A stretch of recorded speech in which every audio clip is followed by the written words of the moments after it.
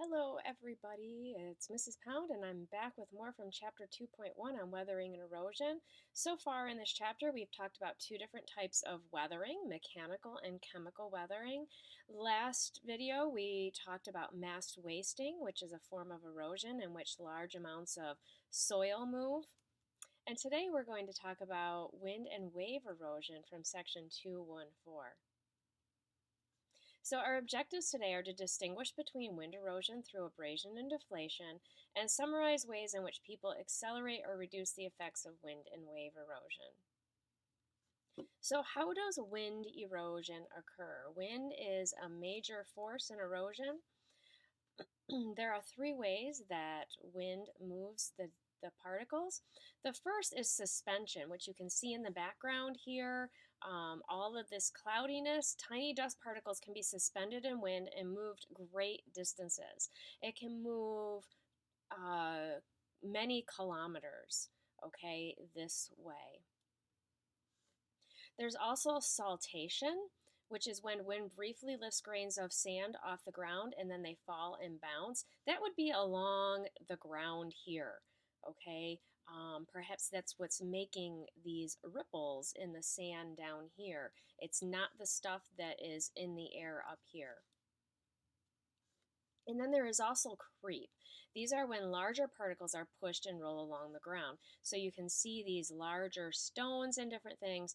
They could be pushed, especially by the particles that are bouncing around from the saltation along the ground. And if you've ever, sandstorms can be really bad. They can really hurt when those particles hit your skin. So the effects of wind erosion. And remember, erosion is the transport of the materials. Weathering is the breakdown of the rock. So deflation. This is a form of erosion in which wind carries away sand and soil particles. So this produces hard packed ground left after all the loose soil or sand has been washed or blown away. So you can see in this image in the background, I have some pebbles. There's not a lot of sand here, okay? This would be considered desert pavement. And then deflation hollows. This is a soil depression scooped out by the wind. So here in the background, you can see where there have been some sand and different things scooped out. There's also abrasion, the wearing down of rock surfaces by other rocks or sand particles. And here, these nice smooth walls in the desert, I imagine these were produced by abrasion. This produces smooth, polished surfaces of rock that face the wind. So if you're in a desert and you see smooth rock, abrasion is probably the source. It can also produce these rock pedestals. It's a mushroom-shaped rock formed by the erosion of the rock's base.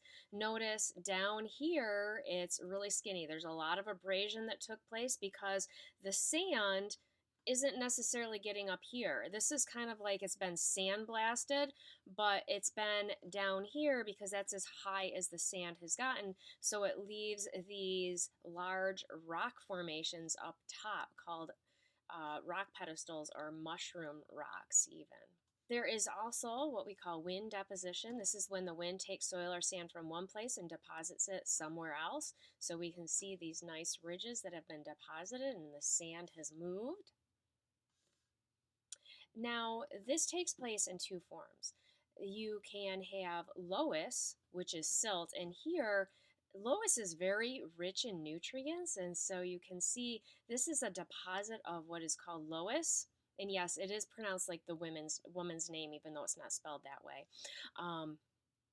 And it's very rich in nutrients, so it's growing grass here.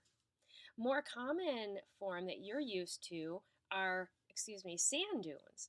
Okay, and these are in the desert. I don't have a picture because we've kind of seen pictures of those already in my other ones. So let's talk about ways to reduce wind erosion. This is really important because in the United States around the time of the Depression, there was also what was called the Dust Bowl. This was a time when there was great drought and there was a lot of wind erosion that took place in the Midwest. And so this added to some of the effects of the Great Depression because not only did we have the Depression going on, but because of the Dust Bowl, we had reduced crops as well. So there was not as much food because this was happening where we grew a lot of our crops.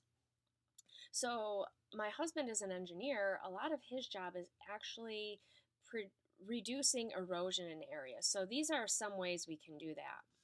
The first is to plant windbreaks. So when you see like rows of trees or perhaps rows of shrubs near fields, that is to act as windbreaks to reduce erosion, especially after plowing.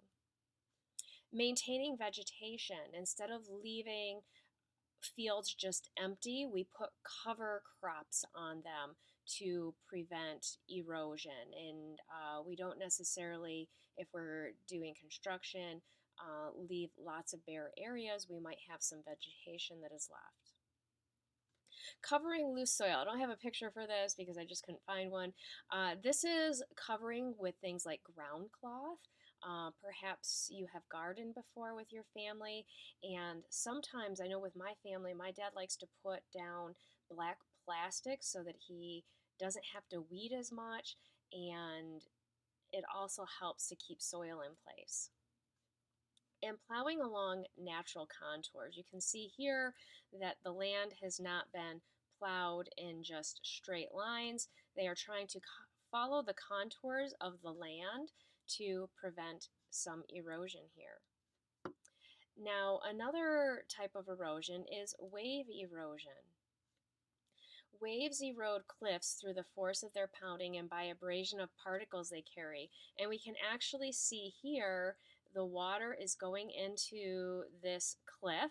Um, the waves will undercut cliffs and then they will fall after they get undercut so much. They also produce these sea caves. If it goes all the way through the rock, it can produce a sea arch, which are pretty dramatic to see. If that arch then collapses in the middle, you have sea stacks that will form. And so waves can drastically change the landscape through erosion in areas. Most shoreline erosion is greatest during the winter because of the storms. The storms are greater during the winter. The waving of the pounding of the waves during winter is stronger. And so, ways to reduce wave erosion. Building protective walls. So, you will see places where they build seawalls like this to prevent waves from eroding more. Bringing in sand for replenishment is another thing because there's a lot of sand that is taken away. And encouraging dune formation with fences and vegetation, both of which you can see here. These fences that you commonly see along beaches are to prevent sand from being carried away. It's to encourage dune formation because dunes will form along barriers like this, and also you can see that then some vegetation will grow. So our objectives today were to distinguish between wind erosion through abrasion and deflation, and to summarize ways in which people accelerate or reduce the effects of wind and wave erosion. Don't forget your 5 questions.